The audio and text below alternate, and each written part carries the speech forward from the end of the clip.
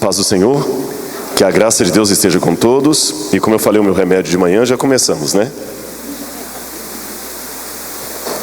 Sabe que a gente tem fala dos 8 remédios da natureza, né? Isso é uma coisa bonita. A gente não pode, nada contra os médicos, mas não vamos engordar o salário deles. Vamos ter saúde. E o próprio médico sabe que a melhor cura é a prevenção. Então beba água, faça exercício físico, cuide do seu corpo, que é o templo do Espírito Santo. E acima de tudo, tenha o seu contato vivo com Jesus.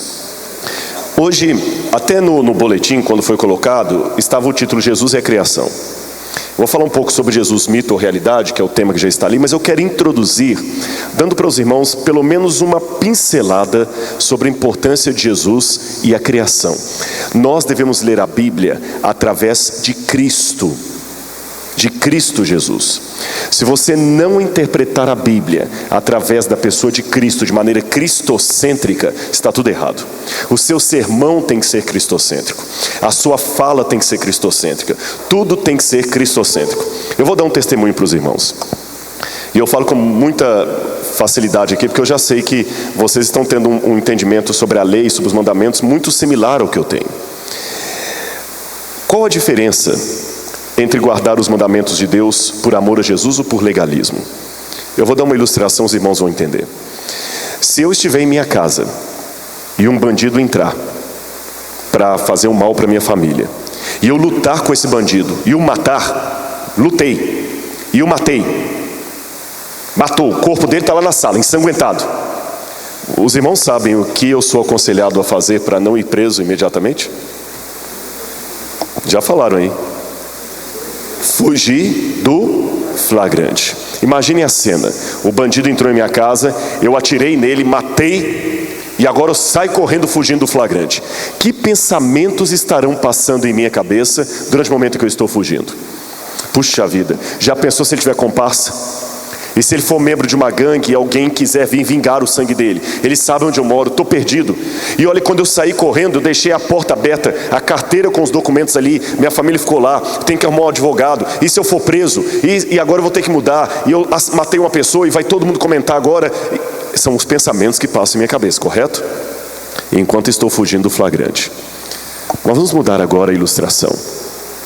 Eu recebi do meu avô uma arma antiga, uma garrucha. E eu estou em casa limpando a garrucha, e não sabia que a garrucha estava municiada. E sem querer, na hora que eu estou limpando, polindo, a garrucha dispara acidentalmente e mata a queima-roupa o meu filho. Tecnicamente falando, eu também deveria fugir do flagrante. Concordam? Mas eu vou fugir? Vocês acham? Eu vou me preocupar com carteira em cima da mesa, vou me preocupar com advogado, vou me preocupar com polícia chegando. Eu só tenho uma preocupação: eu matei ou feri alguém que eu amo. Quando você não conhece a Jesus, ou não tem relacionamento com Jesus, e quebra os mandamentos de Deus, você fica com preocupação legalista. E se descobrirem, e a consequência, que chato, eu devia ter feito isso. Mas quando você ama Jesus e quebra os mandamentos, sua preocupação é só uma: eu feri alguém que eu amo. E você não cumpre os mandamentos para ser salvo, você cumpre porque foi salvo. Você ama a Deus. As obras não são o meio nem a causa da nossa salvação, mas o resultado dela. Por isso que a minha vida tem que gravitar em Cristo Jesus. Vida cristocêntrica, sermão cristocêntrico. Mas para isso é importante uma coisa. E eu parabenizo aos pastores dessa igreja por querer trazer doutrina para cá. Você tem que saber que Cristo você está colocando no centro. Não basta ser cristocêntrico por amor a cristocêntrico. Ser cristocêntrico não é só ficar falando de Jesus o tempo todo. Que Cristo estou colocando? É um Cristo que é Deus e homem ao mesmo tempo? É um Cristo que morreu na cruz do Calvário? Eu me preocupo com algumas pregações de hoje que estão por demais palestras de autoajuda. E antes, na época de Billy Graham, Dwight Moody, Spurgeon, os grandes pregadores, a tônica era: venha Jesus, você que é um pecador. Aceite a Jesus como seu salvador pessoal, que Ele pode salvar você. No batismo, eu como ministro do Evangelho te batismo para a remissão dos seus pecados, em nome do Pai, do Filho e do Espírito Santo. Aceite a Jesus como seu salvador pessoal. Mas hoje eu ligo a TV e muitas pregações não falam mais assim. Agora é assim, meu amigo, você que está com problema na sua empresa, nós vamos fazer aqui a terça-feira dos empresários, a quarta-feira dos filhos, a quinta-feira dos universitários, a sexta-feira disso. Jesus agora vai resolver a sua empresa. Jesus vai resolver o problema, quer dizer, Jesus agora é um consultor de negócios, ele não é mais o Salvador. Não estou com isso querendo dizer que não possa haver no púlpito lugar para pregar sobre autoestima, sobre família, é óbvio que tem que pregar sobre isso. Mas isso não pode ser o único centro a ponto de diluir o papel de Jesus como Salvador da humanidade e não simplesmente consultor de negócios. Isso é uma coisa muito séria, irmão. A Bíblia não pode ser agora apenas um enfeite do sermão. Eu fico preocupado com isso. A Bíblia em alguns momentos está virando um enfeite. A pessoa fala lá, Davi e Golias. Davi matou Golias, você pode enfrentar os seus gigantes também e vencer hoje, como Davi. Isso é autoajuda apenas. Se eu trocar a figura de Davi e Golias pela figura de Hércules e o leão de Nemeia, dá na mesma. Hércules também foi um homem forte que lutou e venceu o leão de Nemeia. Então você também pode vencer. Mas a Bíblia não pode ser uma mitologia grega. E eu vou mostrar para vocês no início desse sermão de hoje, como é que o apóstolo Paulo, por exemplo, tinha o costume de ler a Bíblia através de Jesus. E nós vamos ter uma pequena aulinha de hebraico aqui. Eu já sei que vários aqui já estudam hebraico, já estudaram. Vai ser fácil, facinho. Acho que quem já estudou hebraico aqui com a professora Cláudia aqui? Deixa eu ver quantos. Levante a mão. Vários, né? Acho que a primeira lição depois do Aleph, Beit, Gimel, Dalet que aprende é Gênesis 1:1 em hebraico. Bereshit, bara, Elohim.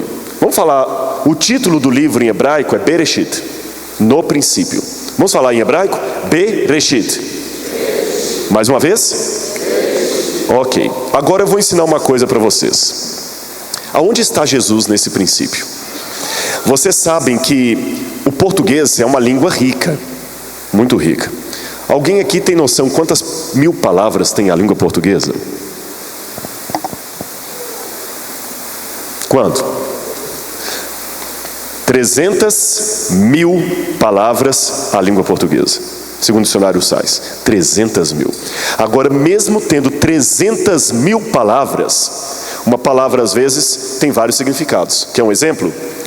Se eu falar aqui na frente da igreja sem contexto, pena, pena, o que significa pena? O que você acha que significa pena? Hã? Pássaro, pena de pássaro, de galinha, só isso? Dó, pena de dó, pena de galinha, pena de dó, o que mais? Pena de escrever, caneta. A gente não fala assim, a pena inspirada do apóstolo Paulo escreveu a pena, caneta, pássaro. Castigo, castigo, né? Você vai ver, ele pegou pena máxima, pênalti, pênalti. No Rio Grande do Sul eu aprendi lá, pena d'água. Pena d'água é um pouquinho d'água que cai, pena d'água, pena d'água. Olha, então pode ser um pouco d'água que cai, dó, pena de galinha, pena de escrever, sofrimento. Você fala assim, ele vai penar na minha mão? Quantos significados tem a palavra pena, mesmo o português sendo tão rico? Agora imagine o hebraico. O hebraico era uma língua pobre de conteúdo de vocabulário comparado ao português. O hebraico bíblico tinha algo em torno de 7 a 8 mil palavras. 7 a 8 mil palavras. Quantas mil palavras tem o português? E o hebraico bíblico? 7, 8 mil. Se no português uma palavra tem vários significados, imagine no hebraico. No hebraico você tem 3 preposições principais: be, que e le. A preposição be, como é que começa mesmo a Bíblia? Be, reshit. Eu queria 2 primeiras palavras do Gênesis. Venham aqui.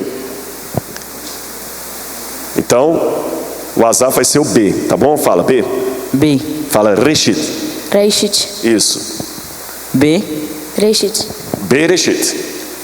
O be é uma preposição em hebraico. Sabe o que significa essa preposição? Essa preposição pode significar, eu quero 4 pessoas aqui à frente. Vem aqui vocês 4 aqui, ó. Quarteto Arautos. Não vai fazer nada, não pode confiar em mim. Não precisa ficar com vergonha, não. Vem cá, Quarteto Arautos do Rei. Fiquem tranquilos, viu? É coisa simples. Essa preposição aqui, se você pegar um dicionário de hebraico português, essa preposição, só se faça um pouquinho aqui, ela pode significar, você só vai falar uma palavrinha só: pelo, Pelo não é pelo de através de, tá bom? Pelo. Pelo. Ok, pelo. Pode significar no. No. Pode significar para. Para. Pode significar também através de. De. Através de. Através de. Isso. A preposição B. pode significar o quê? Pelo. Pelo. Pelo. No. Para. Através de. Todo mundo decorou? E qual é essa palavra dele mesmo aqui? Reshit. Se você pegar um dicionário de hebraico, sabe o que reshit significa? Vem aqui, você. Isso. Primeira coisa, um dicionário de hebraico fala, reshit significa cabeça. Vem da palavra rosh, que significa cabeça. Cabeça. Cabeça. Mas reshit também significa, vem cá, você. Isso. Eu ia falar o primeiro, mas enquanto... Isso, pode vir também, pode vir. Vem, vai ter espaço para os dois. Pode vir os dois. Reshit significa... Cabeça. Pode significar também princípio. Princípio. Isso. Decore a palavra de vocês, tá? Cada um decora a sua palavra. Reshit também significa... Cabeça. Princípio. Primeiro. Primeiro. Mas reshit no dicionário, tem mais criança juvenil por aí? Cadê? Então vem cá. É só uma palavrinha, não precisa ficar com vergonha, não. É fácil. Rápido. Tem mais um juvenil ali, né? Lá. Então aqui está precisando de uma presença feminina aqui mesmo, viu? Reshit significa também primogênito. Primogênito. E a última, vem cá. Eu sei que você não é juvenil, mas vem cá. Vem, confia em mim. É só uma palavrinha só. Vem cá. Tem um provérbio que fala assim, mico, aqui se faz, aqui se paga. Muito bem. Vamos, enquanto ela está vindo aqui, que significa, qual que é a sua palavra mesmo? Reshit. E o que reshit significa? Cabeça. Princípio. Primeiro. Primogênito. E significa também primazia. Vamos então decorar quais são as duas primeiras palavras no Gênesis? B. Bereshit. E o que significa B? Pelo. No. Para. Através de. Depende do contexto. E o que significa Reshit? O que significa Reshit? Cabeça. Princípio. Primeiro. Primogênito. Primazia. Muito bem, fiquem aí na frente. Agora vejam o que o apóstolo Paulo escreveu. Abra a Bíblia comigo em Colossenses, capítulo 1, versos 13 em diante. Colossenses, capítulo 1, versos 13 em diante. Colossenses, capítulo 1, versos 13 em diante. Ele nos libertou do império das trevas e nos transportou para o reino do Filho do seu amor, no qual temos a redenção e a remissão dos nossos pecados. Este é a imagem do Deus invisível. Quem que é o primogênito? Olha o que Paulo falou, ele é o primogênito de toda a criação. Continuando. Pois nele, quem está com o no? Pois nele, em mais ele, tá vendo? Pois nele, continue lendo para mim. Foram criadas todas as coisas, nos céus e a terra, as visíveis e as invisíveis, quer sejam tronos, soberanias, principados e potestades. Tudo foi criado por meio, quem está por meio? Você está com o seu, qual que é o seu? Através de, por meio, tudo foi criado através dele, por meio dele e para ele. Quem está com para? Para. O que vocês perceberam que Paulo fez? Ele pegou os significados da preposição e aplicou a quem? Tudo foi criado por meio dele, através dele e para ele e nele. Mas Paulo continua. Ele é o cabeça. Ele é o cabeça de todas as coisas. Continuem. Do corpo da igreja. O princípio. Primogênito. Para em todas as coisas terá primazia. E fala que ele é antes de todas as coisas, o primeiro. O que Paulo está ensinando para a gente aqui? Que quando se lê no princípio, Bereshit, ali não é tempo, é uma pessoa. Através de uma pessoa chamada Reshit, criou Deus os céus e a terra. Para uma pessoa chamada Reshit, criou Deus os céus e a terra. Numa pessoa chamada Reshit, criou Deus os céus e a terra, e o Espírito de Deus pairava sobre as águas. A Trindade. Aí você vai para o Evangelho de João, capítulo 1, verso 1. E o Evangelho de João começa justamente o quê? No princípio estava o verbo, é isso? No princípio estava? Era o verbo. João fala que o princípio é uma pessoa, mais do que um tempo. Muito obrigado a vocês, viu? Doeu? Não, né? Muito obrigado, viu, pela participação. Os irmãos entenderam então? Por Cristo, com Cristo e através de Cristo, devemos sempre ter Cristo como centro de tudo. Agora, eu devo admitir que quando se fala de Jesus, não é tão simples assim. Abram a Bíblia comigo em 1 Coríntios, capítulo 1, versos 18 em diante.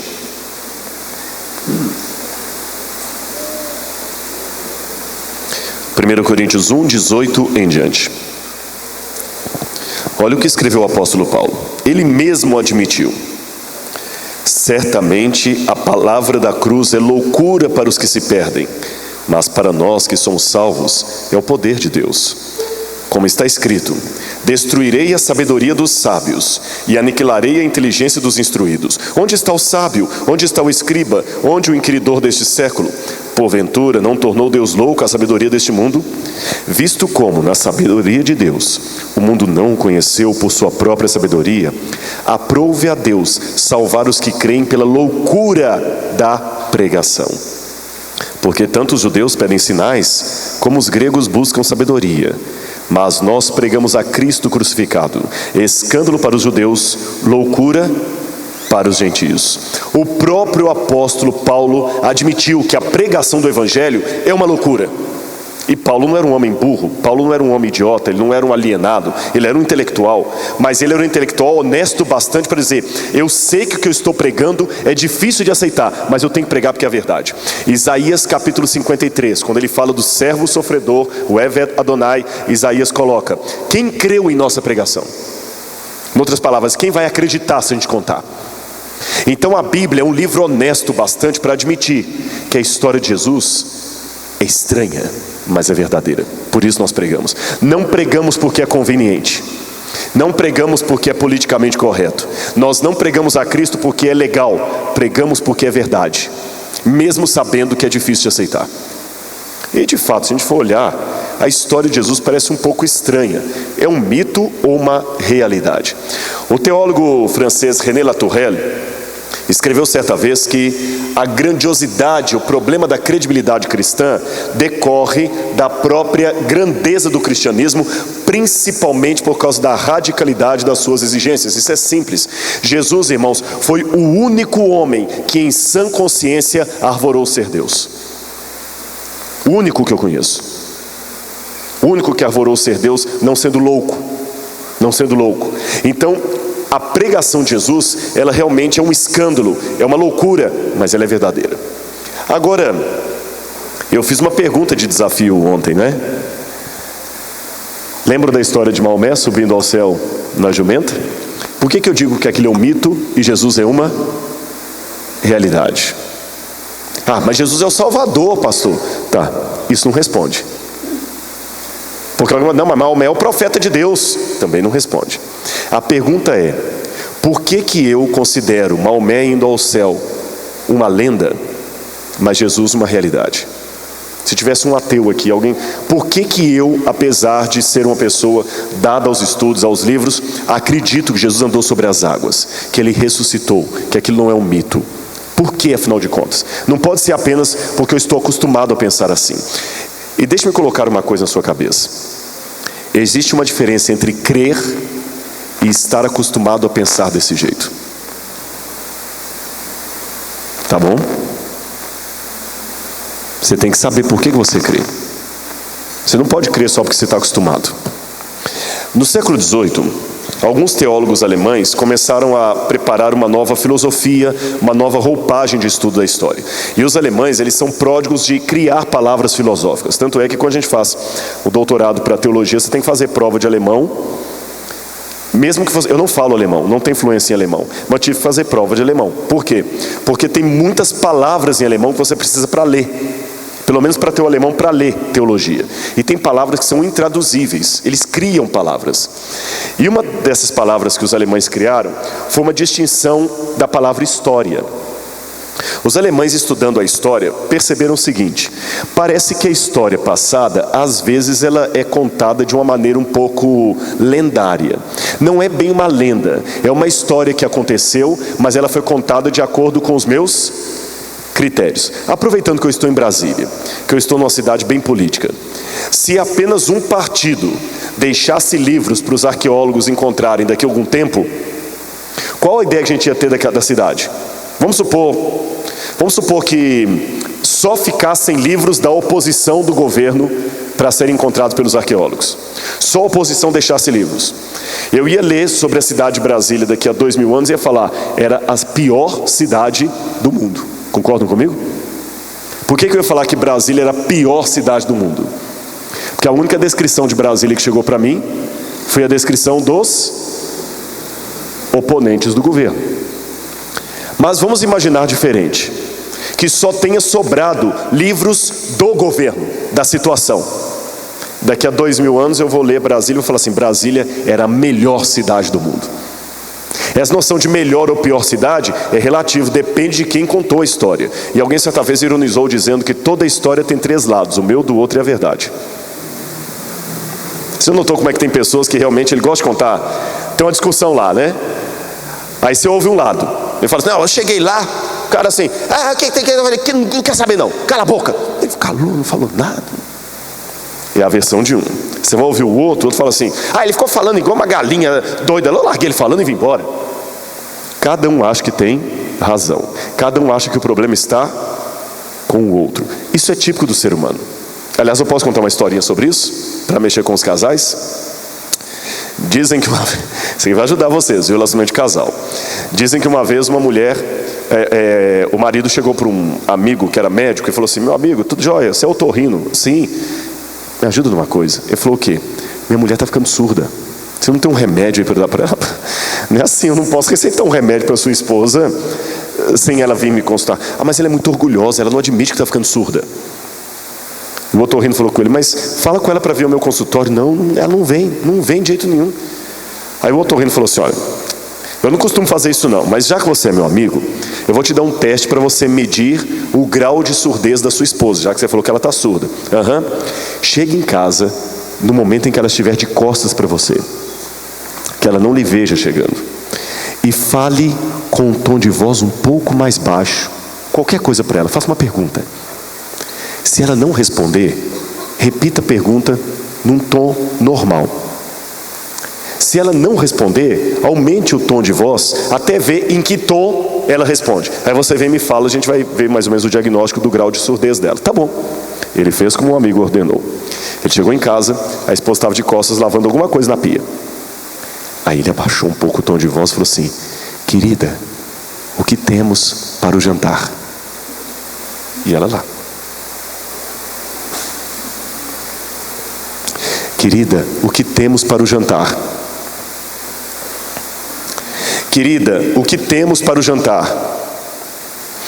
Querida, o que temos para o jantar? Querida, o que temos para o jantar? Pela 5ª vez, lasanha.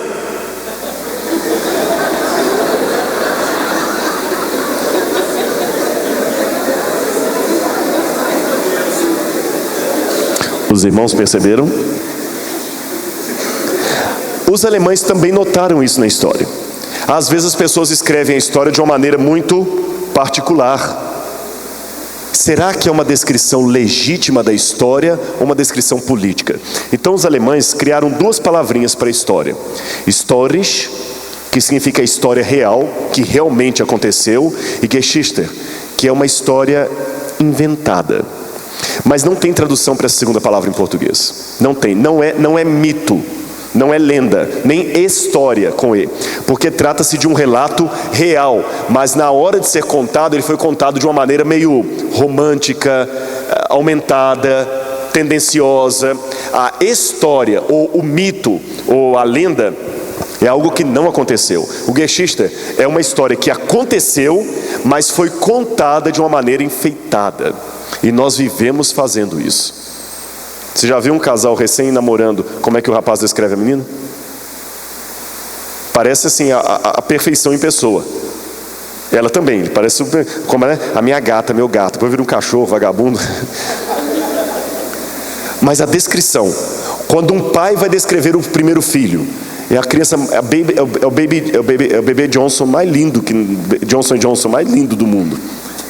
Isso é Geschichte, é uma história real, mas que você romantiza na hora de contar. Todo mundo entendeu a diferença? Olha o quadro aqui para dar um exemplo bem. Todo mundo conhece esse quadro do Museu do Ipiranga, né? Isso aqui é uma história romanceada. Por quê? Olha aqui os detalhes do quadro. O grito do Ipiranga, Dom Pedro I. O que essa imagem passa para você, né? Ele erguendo. Você se lembra o que Dom Pedro falou? Independência ou morte, isso mesmo, no dia 7 de setembro. Imagina lá, os dragões da independência, volta aqui. Os dragões da independência aqui, olha, o relato, imagina a cena, parece que congelou o momento de glória. Dom Pedro, nervoso, recebe uma missiva de Portugal, dizendo que ele deveria voltar, e outra de José Bonifácio, dizendo, chegou a hora. Então Dom Pedro arranca as suas insígnias lusitanas e fala, a montaria, companheiros, a montaria. A partir de hoje, nossas relações estão cortadas com Portugal. E arranca. E eu juro pela minha honra e pelo meu Deus, eu juro proclamar a independência do Brasil, independência ou morte. E os cavaleiros atrás, independência ou morte. E ele diz, independência ou morte. Quase dá para ouvir um coro de anjos. Oh! Não é isso? Só que isso aqui é Geschichte. Não foi assim que aconteceu. Existem relatos de testemunhos oculares que estiveram no 7 de setembro às margens do Ipiranga. Para começo de conversa, o herói da independência era um mulherengo que estava indo visitar a amante, que teve coragem de chutar a barriga da sua esposa estando ela grávida. Um boêmio que, para não perder as terras aqui, porque a família portuguesa já estava num problema sério lá, segurou isso aqui tudo num conchavo. Ele não estava com essas roupas. Isso aqui tudo é roupa de gala. Ninguém viaja com roupa de gala. O pessoal estava com roupa de campanha. E para subir a serra e descer a serra, eles estavam em jumentos, não em cavalos, que o cavalo para subir serra ele não é bom, é jumento. E inclusive que o próprio Pedro Américo, que pintou o quadro, coloca a narração disso. Dom Pedro estava com cólica intestinal naquela manhã. E quando ele recebeu a carta, ele subiu na sua mula, não no cavalo, com as cirolas ainda semi-arriadas aqui a parte de cima, batendo com uma vara no cavalo, na mula, xingando palavrões, e o pessoal sem entender nada, e voltou. E ele deixou de ir visitar a sua amante como ele estava indo visitar a amante. Bem mais feio, né? Mais curioso que o próprio Pedro Américo, ele descreve por que ele pintou o quadro desse jeito, mesmo sabendo que essa não era verdade. Sabe por quê? A verdade nua e crua é feia. Você tem que enfeitar, romancear. Para dar significado à independência do Brasil, teve que romancear. Mas isso aqui nunca existiu. Nunca existiu. Isso aqui é mito. Ficou claro para os irmãos? Outro exemplo. Tiradentes, em Confidência Mineira. Por que Tiradentes foi pintado desse jeito? Vocês que são evangélicos, eu sou evangélico, quem que está aparecendo? Jesus. É para dar piedade ao rosto de Tiradentes. Então a história passada está repleta de romance, de coisas que não aconteceram daquele jeito, e as pessoas maqueiam, mascaram para passar uma propaganda. Aí os teólogos alemães fizeram a mesma pergunta sobre a Bíblia. Será que os evangelhos também não são Geschichte? Uma propaganda? Um mito? E eles chegaram a falar de 2 Jesuses. 2. O Cristo histórico, que seria quem? Aquele que de fato existiu, e o Cristo da fé, aquele que a teologia produziu e que vocês adoram na igreja. Eu vou dar um exemplo desses pensadores do passado. Um deles, Hermann Samuel Reimarus. Reimarus, intelectual de marca maior, ele chegou a escrever um tratado teológico parece que com mais de 21 volumes, é muita coisa, um negócio enorme, sobre a pretensão de Jesus e seus discípulos, onde ele falou o seguinte: o Jesus que a Bíblia apresenta nunca existiu. O Jesus verdadeiro, ele escreveu muitos livros sobre a vida de Jesus, foi um judeu normal como o outro, que intentou uma rebelião frustrada contra Roma, acabou morrendo crucificado, e eles o transformaram num herói que ele nunca foi, num Deus. Um outro autor da época, intelectual também, foi Bruno Bauer. Bruno Bauer chegou a dizer o seguinte: Jesus nem existiu. Não existiu Jesus. O que existiu foi o seguinte: alguém criou o personagem de Jesus porque os povos precisavam de um herói. E quando o pessoal precisa de um herói, você fabrica um herói. Fabricaram Jesus como sendo o homem ideal, mas ele é apenas um produto da criação humana. Albert Schweitzer, que interessante, foi médico e missionário na África. Agora imagina, que eu sei que aqui vocês têm missionários, inclusive em Moçambique. Imagina alguém que largou tudo para ser missionário na África, mas não acreditava em Jesus. Albert Schweitzer dizia que Jesus não ressuscitou coisa nenhuma, isso é mito. Não teve multiplicação dos pães, isso tudo é novela. E ele não era o Filho de Deus, ele era apenas um bom pregador. Schweitzer dizia o seguinte: eu gosto de Jesus, eu sou apaixonado por ele, pela filosofia dele, mas eu não o adoro como Filho de Deus. Outro mais, David Friedrich Strauss. Esse aqui chegou a dizer que a ressurreição de Jesus foi uma coisa que os discípulos criaram para abafar o escândalo da cruz. O escândalo da cruz. Rudolf Bultmann, esse é um dos mais famosos. Rudolf Bultmann também negou a ressurreição. Sabe como é que Bultmann explicava a ressurreição? Para ele, a ressurreição foi só uma parábola. Foi o seguinte: Jesus pregou, foi traído e morto. E quando ele morreu, os seus inimigos pensaram que a sua pregação ia morrer junto com ele. Mas, para surpresa de todos, a pregação de Jesus ficou mais forte depois da morte dele, quando os discípulos criaram o Cristo da fé. Então é como se ele houvesse ressuscitado. É como se eu falasse assim: JK morreu, mas a sua obra o coloca vivo entre nós até hoje. A memória de JK não morreu. Niemeyer morreu, mas as obras de Niemeyer estão aí até hoje. Então Jesus também morreu, mas a obra dele continuou viva como se ele houvesse ressuscitado. Mas não houve ressurreição. Eu lembro que quando eu estudei teologia no mestrado, tinha um professor, não foi na Universidade Adventista, é claro, que ele ensinava, por exemplo, o milagre da multiplicação dos pães. Foi o seguinte: Jesus tinha uma meia dúzia de gente seguindo ali, uns 30, 40. Alguns tinham pão, outros tinham peixe, e a maioria não tinha nada. Com a pregação de Jesus, ele convenceu quem tinha a dividir com quem não tinha, de modo que todo mundo foi alimentado. Esse que é o milagre. A versão moderna que nós temos, tem Bertrand Russell, que escreveu o livro Why I Am Not a Christian, porque eu não sou um cristão. Bertrand Russell dizia: Jesus foi uma lenda criada como Papai Noel, Santa Claus e qualquer outra para enganar as pessoas. Só isso, o homem ideal. Recentemente nós temos um movimento nos Estados Unidos chamado Jesus Seminar, e um dos principais promotores desse movimento é o Dr. John Dominic Crossan, ex-padre, que escreveu vários livros como a biografia revolucionária de Jesus, e ele está reacendendo os mesmos argumentos que os teólogos alemães usavam no século XVIII e XIX. E tem muita gente falando isso aí hoje. Revista super interessante, adora colocar isso aí. Não houve ressurreição de Jesus, aqui numa parábola, e na verdade existem 2 Cristos: o Jesus que existiu, Cristo histórico, e o Jesus da fé, que vocês adoram na igreja, que acredita no seu Filho de Deus, que está intercedendo, que vai voltar.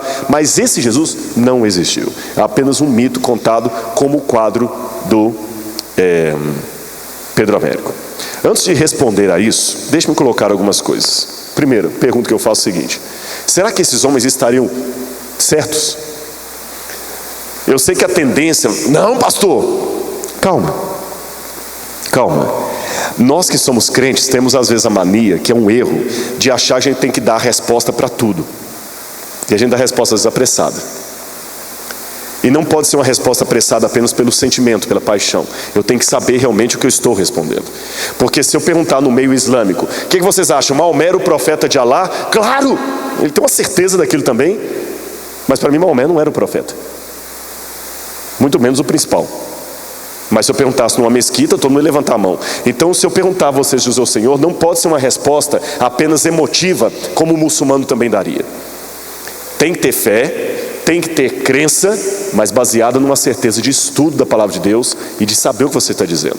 Senão a gente pode ser acusado de alguém que está insistindo em querer uma coisa. Aliás, uma coisa é querer descobrir a verdade, outra coisa é querer que a verdade esteja ao seu lado, custe o que custar.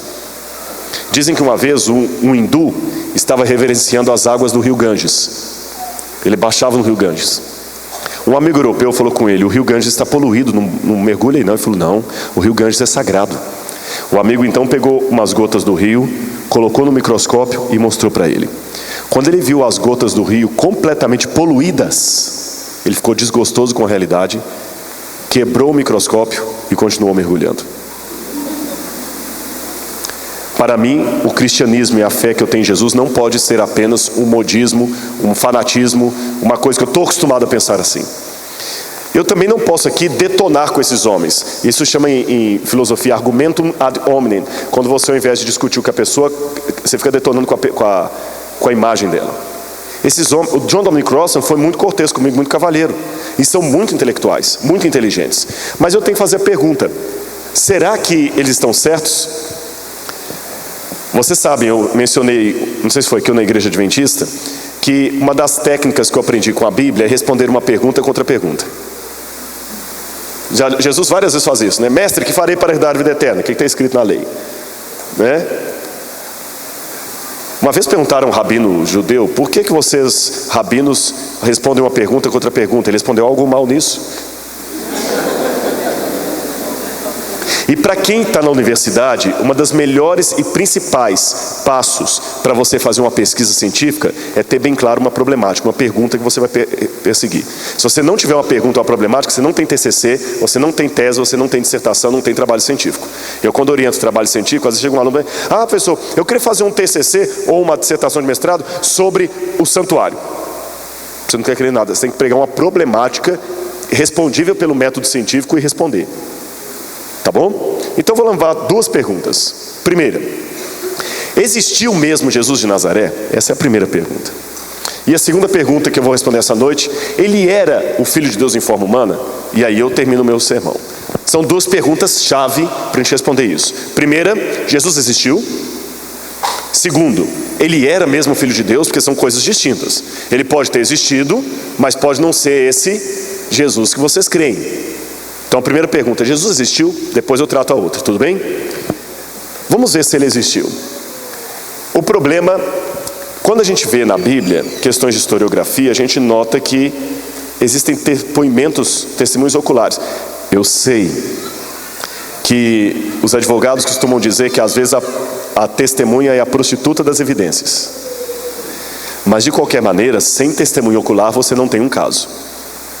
Ou reforça bastante com o testemunho ocular. Não é que você não tem um caso, deixa eu corrigir, mas reforça bastante o depoimento. Olha como é que o Evangelho de João começa, perdão, a Epístola de João. O que era desde o princípio, o que temos ouvido, o que temos visto com os nossos próprios olhos, o que contemplamos e as nossas próprias mãos tocaram, anunciamos a vós outros. João, quando escreveu isso, ele escreve como testemunha ocular. Então tem alguém que falou: olha, eu não estou escrevendo algo que eu estudei, eu estou escrevendo algo que eu vi. O próprio Lucas, o Evangelho de Lucas me chama bastante atenção, porque o Evangelho de Lucas, você sabe que ele está escrito, e qual que é a sequência de Lucas? É o livro de Atos. O Evangelho de Lucas foi escrito no mesmo molde de um dossiê para ser apresentado num tribunal. E sabia que Lucas, além de médico, era advogado? Vocês sabiam disso? O cânon muratoriano e o testemunho de Egéria falam que Lucas era estudante de leis, além de médico, ou jurista. E ele escreve como um advogado mesmo. O dossiê de Lucas, o Evangelho e o livro de Atos, é muito parecido com os dossiês romanos. Ele foi preparado para ser apresentado num tribunal. E o interessante é que o livro de Atos termina de uma maneira muito abrupta. Como é que o livro de Atos termina? Você se lembra? Paulo na cadeia aguardando a sentença de César. A impressão que eu tenho, eu defendo essa tese, é que o livro de Lucas foi escrito para servir de depoimento no julgamento de Paulo perante César. Por isso que o livro de Atos fala mais de Paulo do que dos outros. Mas só uma digressão isso aqui. E olha como é que Lucas realmente escreve. Eu vos transmiti, irmãos, em primeiro lugar, o que eu mesmo recebi, que Jesus foi sepultado e ressuscitou ao terceiro dia, cumprindo nisto o que... Desculpa, aqui é Paulo, perdão. O que diziam as Escrituras. Perdão, isso aqui é Paulo, viu?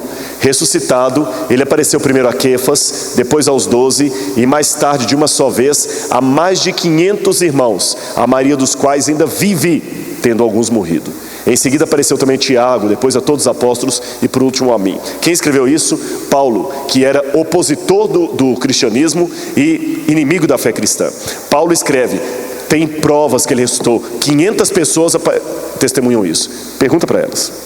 E Lucas, que eu acabei antecipando naquela hora, Lucas começa o evangelho assim: visto que muitos houve que empreenderam uma narração coordenada dos fatos que se realizaram, conforme nos transmitiram os que desde o princípio foram deles, testemunhas oculares, ministros da palavra. E igualmente a mim me pareceu bem, depois de acurada investigação de tudo desde a sua origem, dar-te por escrito, excelentíssimo Teófilo, uma descrição, uma exposição em ordem. Excelentíssimo Teófilo é um pronome de tratamento. O Teófilo deveria ser juiz, magistrado, alguém ligado ao tribunal, que recebeu o dossiê de Lucas. Vocês acham que Lucas ia escrever uma mentira num dossiê sendo enviado a Roma? Mas ok, alguém pode falar assim: ah, pastor, mas esses aí eram discípulos de Jesus, o testemunho deles é meio tendencioso. Então vamos buscar fora da Bíblia. A primeira coisa que eu queria dizer é que McRae dizia que o consenso geral, tanto entre estudiosos liberais quanto conservadores, é que Lucas é erudito. O seu grego é muito próximo ao clássico e ele escreve como homem estudado. Aliás, William Ramsay era um ateu especializado em história romana que resolveu provar que a Bíblia é mentirosa. E sabe o que ele fez? Ele foi pesquisar o Evangelho de Lucas. E depois que ele estudou Lucas, como historiador ateu, ele viu que Lucas é tão preciso, que ele acabou se convertendo e terminou sua vida como cristão. E olha o que ele escreveu no livro dele: os grandes historiadores são os mais raros dos escritores. Eu reconheço Lucas entre os historiadores de primeira classe. Então quando você pega o jeito que Lucas trata, mas de qualquer maneira, pastor, é tendencioso. Então tá bom. Nós temos depoimentos fora da Bíblia de Jesus? Temos, mas são poucos. Ah, por que são poucos, pastor? Deveria ser muito. Jesus andou pelo mundo, ele pregou, deveria ter mais gente falando dele. Não. Por que não? Em primeiro lugar, o ministério de Jesus foi bastante limitado no começo. Jesus ficou em torno do Mar da Galileia e no máximo até Jerusalém, 120 quilômetros, no máximo. Jesus não ficou rodando pelo mundo. Ele só saiu de Israel quando criancinha, que foi para o Egito. Talvez passou em Decápolis, a Bíblia fala que teve uma época que ele foi para os lados de Tiro e Sidom, mas ele não rodou. Jesus não teve em Roma, Grécia, Itália. Segunda coisa, a maioria dos documentos antigos estão perdidos. Quem trabalha com história antiga, especialmente arqueólogo, trabalha com fragmentos de história. Eu não tenho nenhuma prova arqueológica da existência de Alexandre o Grande. Nenhum historiador que eu conheço duvida da existência de Alexandre. Mas o documento mais antigo mencionando Alexandre o Grande data de 300 anos depois da morte dele. Entenderam o que eu falei? O documento mais antigo mencionando Alexandre o Grande, a Vidas Paralelas, de Plutarco, data de 300 anos depois da morte dele. E eu não tenho o original desse não, eu tenho uma cópia que data de 600 anos depois. Hã? Não, Daniel não menciona o nome de Alexandre. Não, mas não menciona Alexandre ali. Não fala o nome dele. Não fala o nome dele. E eu não vejo ninguém duvidando da existência de Alexandre. Esse é o ponto que eu quero colocar.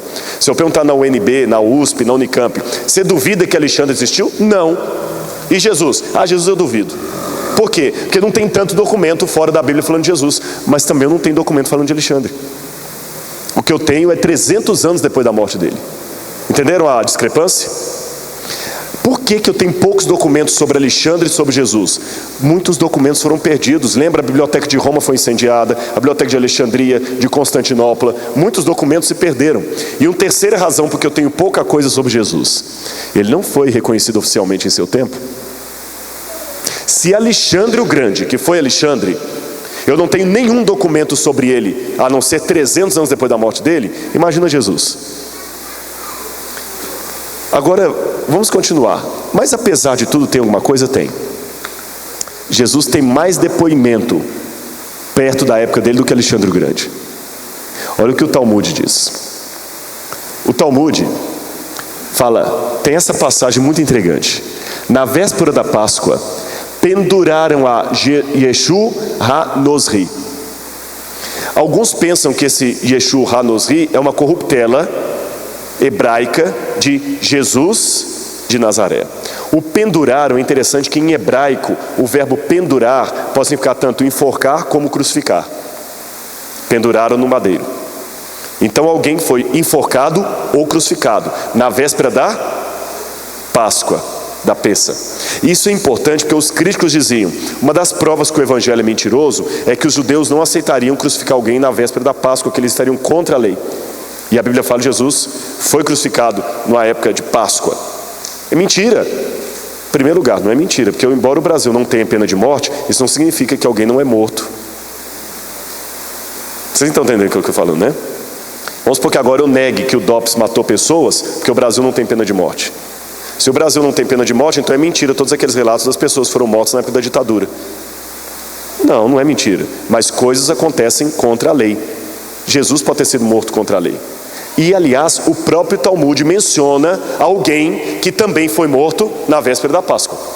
O próprio Talmud fala. E diz o seguinte: um arauto esteve clamando acerca dele.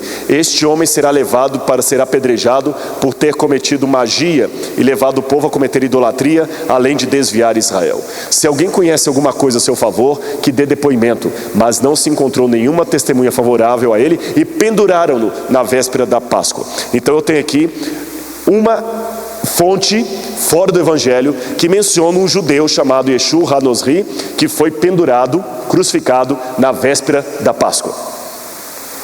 Mas eu tenho outros depoimentos. Flávio Josefo. Esse depoimento de Flávio Josefo, ele é tão importante. Flávio Josefo, só para situar quem não saiba, é um historiador judeu que viveu no primeiro século. Ele bandeou para o lado dos romanos e teve a desdita de ver Jerusalém sendo cercada e destruída no ano 70. Como uma espécie de meia-culpa, ele escreveu o livro Antiguidades Judaicas e a Guerra dos Judeus, para assim aplacar um pouquinho a consciência. E ele, como historiador, menciona a existência de Jesus. Esse texto é tão interessante que sabe o que os críticos falam? É bom demais para ser verdade. Esse texto é falso. Josefo nunca escreveu isso. Só que o curioso é que quando você pega todos os manuscritos de Josefo que a gente encontrou até hoje, até uma cópia árabe de Josefo, esse depoimento está lá. Se ele fosse falso, ele deveria ter sumido os originais. E ele dá a linguagem que o Josefo usa. Olha o que ele fala.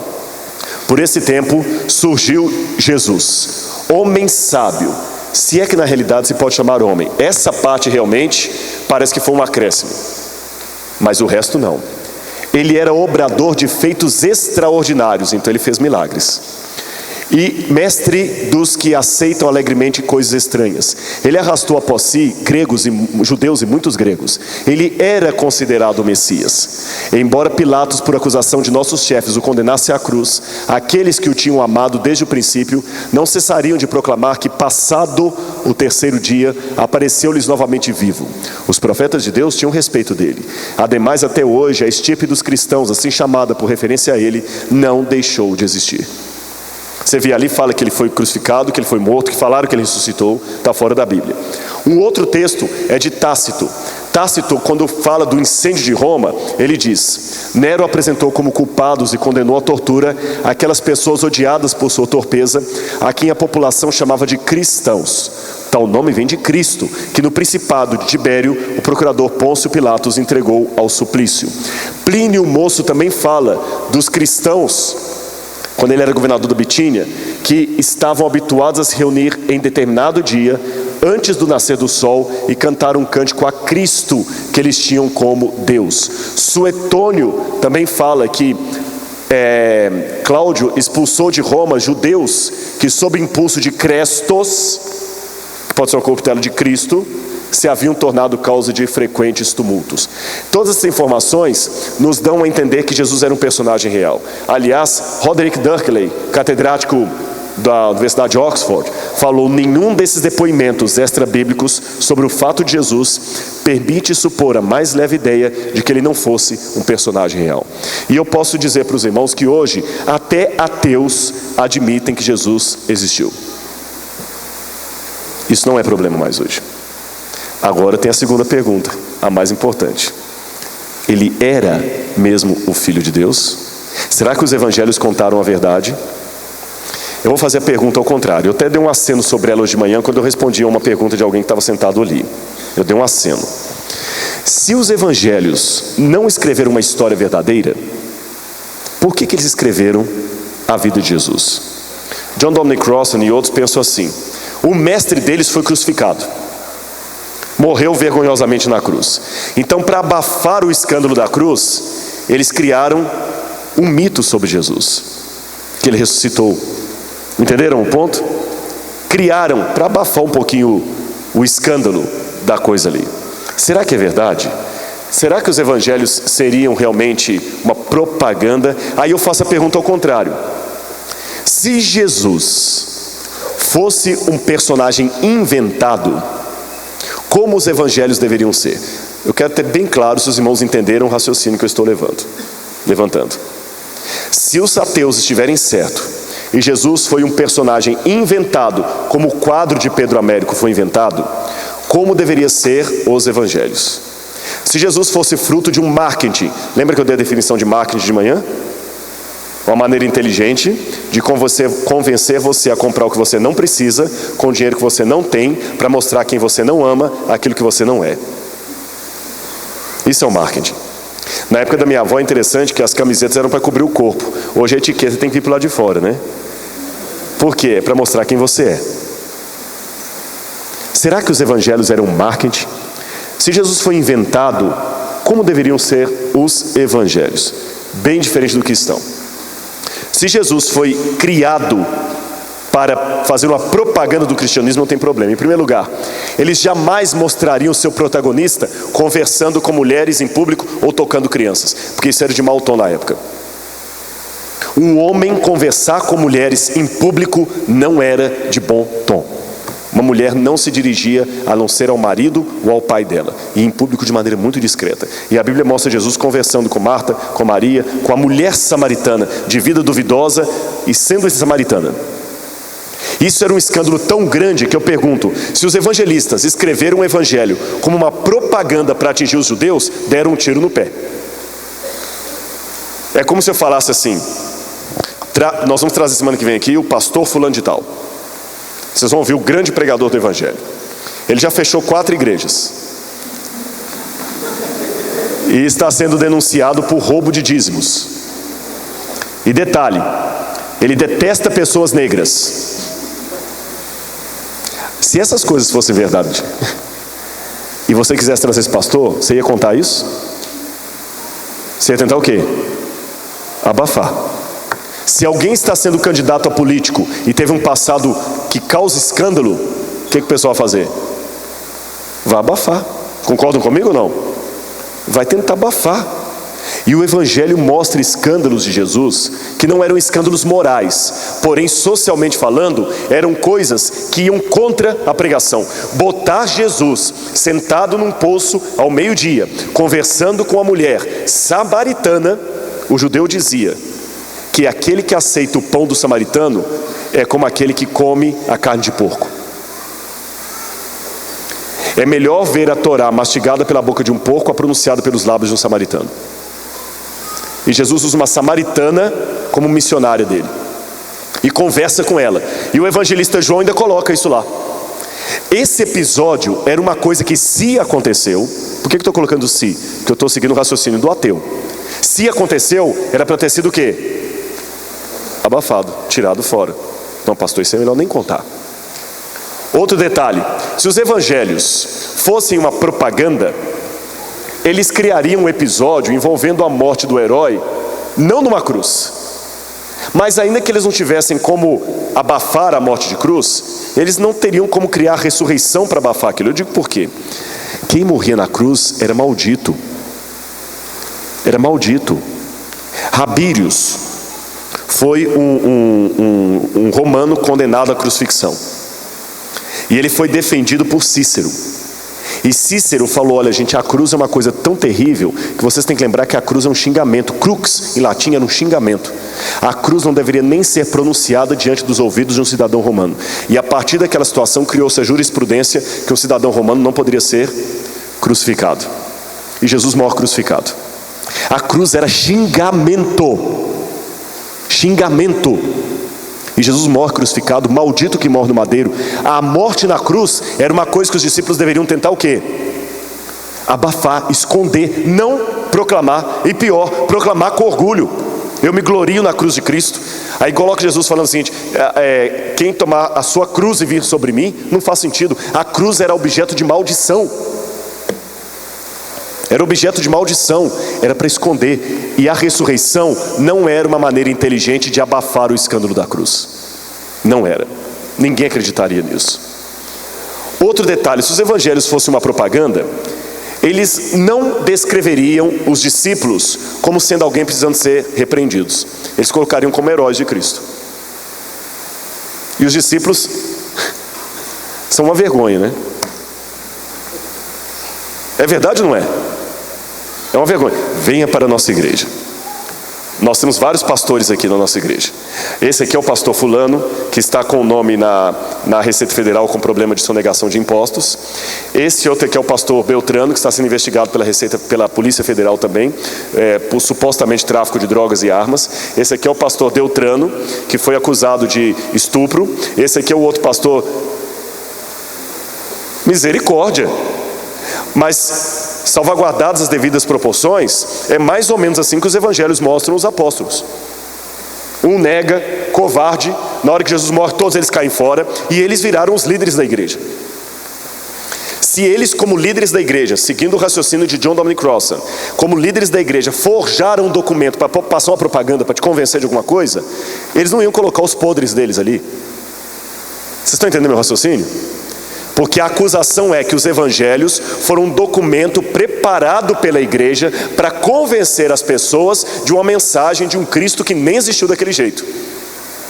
Se eles estavam com esse objetivo, por que eles colocaram os podres deles nos evangelhos? É para esconder tudo. Pedro era um líder da igreja e ele deixa colocar que ele mesmo negou Jesus. Outra questão: se os evangelhos fossem uma propaganda, eles não deveriam ter os duros discursos de Cristo. Quem quiser vir após mim, negue-se a si mesmo. Se teu inimigo te bater numa face, oferece a outra. Se um homem olhar para uma mulher com intenção impura no seu coração, já adulterou com ela. Isso aí não atrai. Isso repulsa. Venha para a nossa igreja. Você vai ter muitos problemas aqui. Você vai perder o seu emprego. A sua família vai te odiar. Bem igual o sermão, a teologia da prosperidade, né? Sua família vai te odiar, você vai ter provação. O diabo vai tentar acabar com você. Alguém vai querer vir? Por isso que hoje a tônica está outra, né? Venha para cá que você vai ter empresa, vai ter carro. Aí mostra o camarada com 10 carros na garagem. Aí é um evangelho fácil. Mas não é esse evangelho que eu encontro na Bíblia, não. Quem quiser, eles odiarão vocês porque me odiaram a mim. Vocês serão expulsos das sinagogas. Quem quiser vir após mim, tome a sua cruz.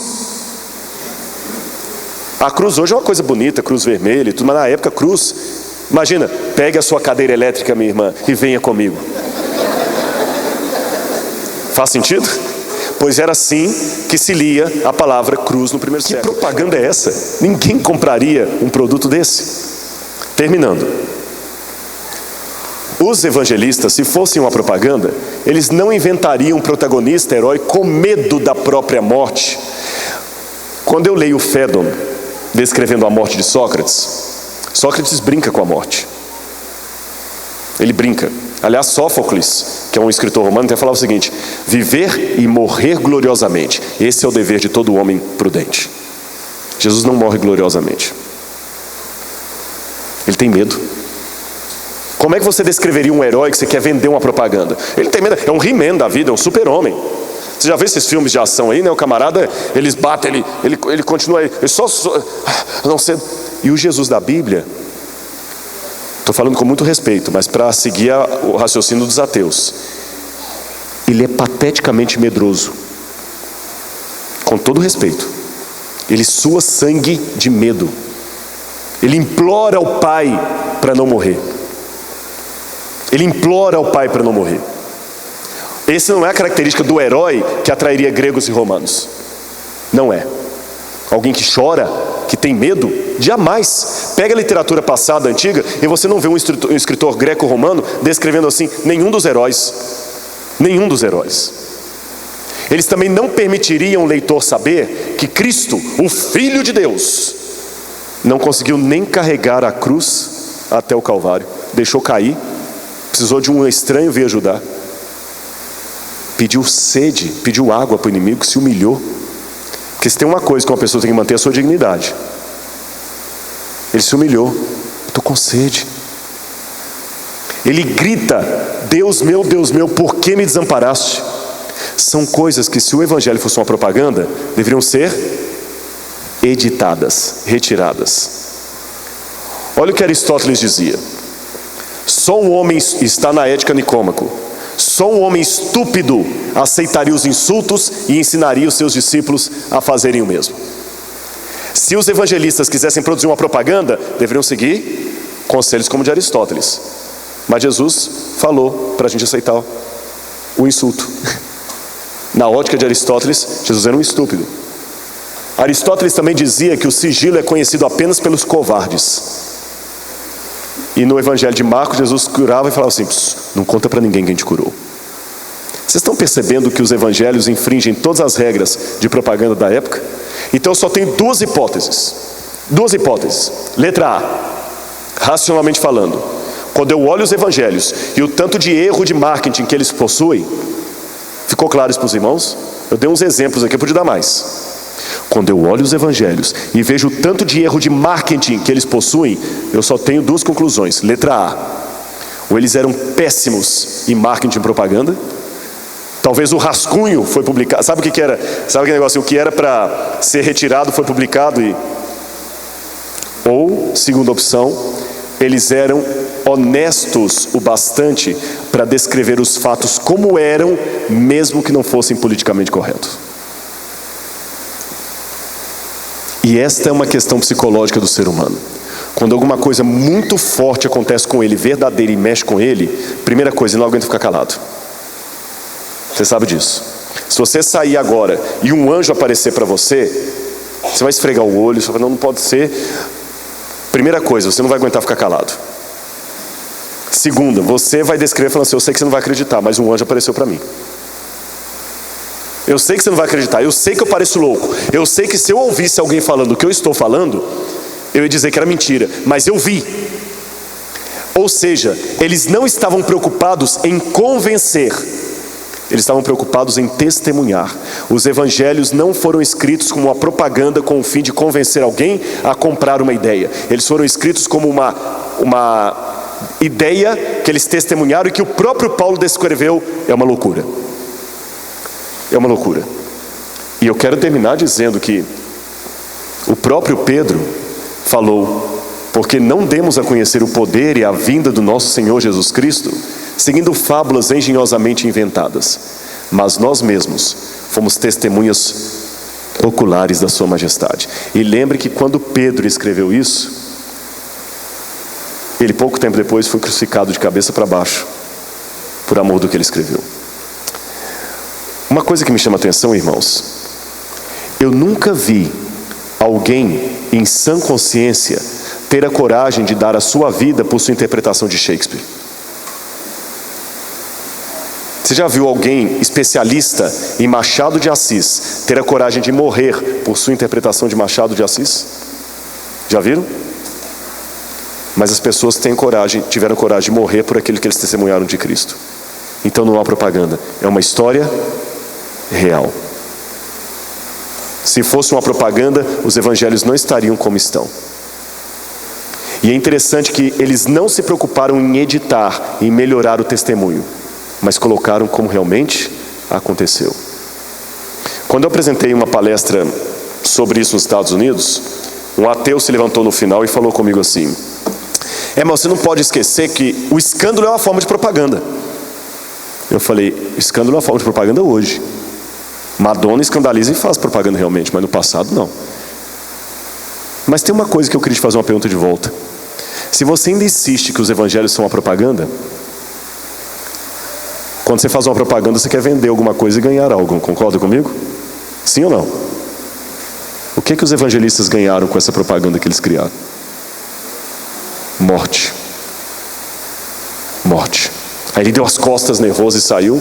Quando ele deu as costas nervoso e saiu, um outro professor falou assim: não liga não, parabéns. A gente tem que ter teólogo falando assim mesmo. E a gente, quando vai para esses congressos, tem um tag aqui, um crachá com a universidade que está representando. E esse professor é de Harvard. Então, se você está sendo desafiado na sua universidade por um professor ateu que acha que o evangelho é tudo ridículo, eu respeito a oposição do seu professor, mas ele não é o único intelectual do mundo não. E há muita gente boa que discorda dele. E eu creio no evangelho justamente pelo escândalo que o evangelho apresenta. Porque se fosse uma história muito bem montadinha, eu sei que ela foi preparada, como muita propaganda da TV, para me convencer. A Coca-Cola tem aquele formato da garrafa para me convencer a comprá-la. A Nike tem aquela cor, aquele formato para me convencer a comprar. O cinema tem aquele apelo de audiovisual para me convencer a comprar esse produto. E quase todos nós, e aqui eu estou encerrando, eu quero dar uma sugestão para os jovens: cuidado, porque eu não quero criar fanatismo em ninguém. Por favor, a diferença entre veneno e remédio é uma questão de dosagem.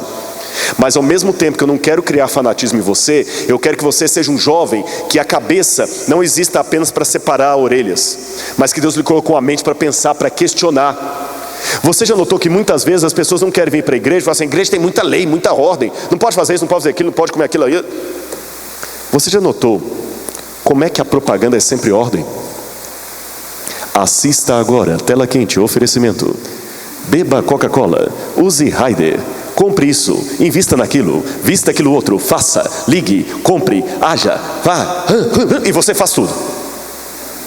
E por que você faz? Porque a moda mandou. Porque a TV mandou, porque a mídia mandou. A mídia contrata estilistas para fazerem um tipo de roupa, para colocar na novela a menina usando, para convencer você a comprar aquilo e usar para você se sentir gente.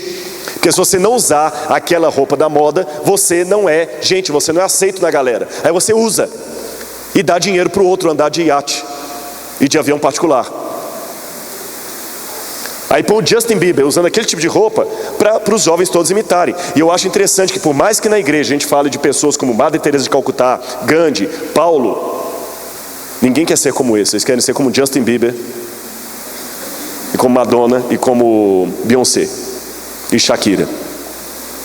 Onde estão os nossos heróis? Onde estão? É como Neymar. Neymar cortou o cabelo daquele jeito, igual uma arara. Tem um monte de gente cortando o cabelo igual a arara. Só que tem uma diferença: Neymar não morreu por mim na cruz do Calvário. Nem Ronaldinho Gaúcho. E essa é a diferença básica. Eu conheço o artista e o jogador de futebol, mas ele me conhece? E esse mundo da mídia bota um monte de coisa. Ele determina o que você vai comer, ele determina o que você vai beber, ele determina o que você vai vestir, ele determina o que você vai assistir, determina tudo. E você segue bonitinho sem questionar. Quando a Bíblia, para o seu próprio bem, pede coisas para você, você não quer seguir porque você quer ser rebelde. Por isso que eu creio no Evangelho. Porque diferente da mídia, não teve um bando de psicólogos estudando o comportamento humano para fazer uma propaganda para me convencer a comprar o produto deles, mesmo que eu não queira. Existe um trocadilho em inglês. Vocês sabem que comprar em inglês é to buy. To buy. Aí eu li um livro chamado Biology, mas não de biology de biologia. Biology, entenderam? A ciência de convencer as pessoas a comprarem coisas. Não pense que você é tão esperto. Eles querem você. Eles querem você. Os melhores psicólogos, os melhores sociólogos, os melhores cineastas, fazendo tudo para convencer você a comprar a ideia deles, o produto deles. Mas quando eu vejo esse livro, ele é honesto. Ele não foi escrito com a pretensão de me convencer de nada, mesmo porque quem convence é o Espírito Santo. Ele foi escrito contando uma verdade que eles mesmos admitiram ser loucura. Mas é verdade. E se é verdade, eu creio. E foi graças a esse livro que transformou minha vida que eu descobri que eu e Jesus seremos sempre a maioria. E se você esquecer tudo o que eu falei nessa noite, lembre-se disso. Você e Jesus são a maioria. Eu diria até mais, a maioria esmagadora, onde quer que você esteja. Então não entregue a sua fé para o diabo, em nome de Jesus. Não, nós estamos num grande conflito entre as forças do bem e do mal. Não há neutralidade. Não brinque com sua salvação. E que Deus abençoe tremendamente você.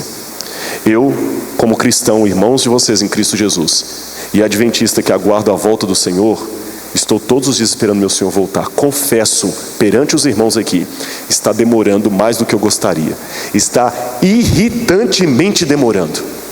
Mas eu vou continuar esperando, porque Jesus voltará. E quando Ele vier no céu com poder e grande glória, eu quero que Ele olhe para mim e fale: vem meu filho, você foi fiel no pouco, sobre o mundo te colocarei. Você é meu filho, valeu, você venceu. E eu quero encontrar vocês naquele dia, para a honra e glória do nosso Senhor. Que Deus abençoe sua vida. Nunca perca a sua salvação e a sua fé em Deus. Em nome de Jesus, amém. Amém, que Deus abençoe.